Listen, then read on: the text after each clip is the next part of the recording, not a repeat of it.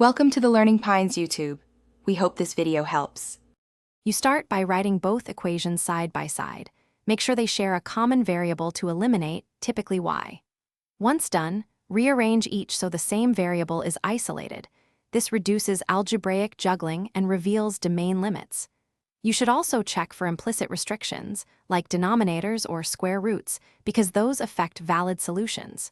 Now that the prerequisites are combined, proceed to substitution or elimination. This first step prevents wasted work and keeps you on track toward the combined equation.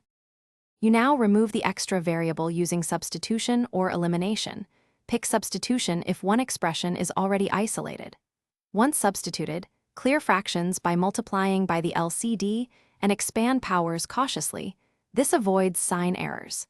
Make sure to factor common terms and combine like terms to simplify the resulting expression into a single combined equation. If degree increases, consider dividing by common factors. This middle work is where mistakes happen, so proceed methodically and check each transformation.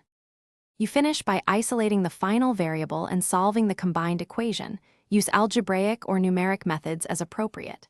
Once you have candidate solutions, back-substitute each into the original equations to confirm they satisfy both.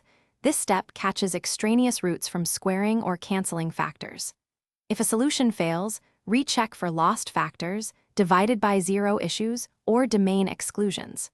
One troubleshooting tip: if results disagree, trace steps backward to the earliest algebraic simplification. That often reveals the error. Thanks for watching. Consider subscribing if we helped you.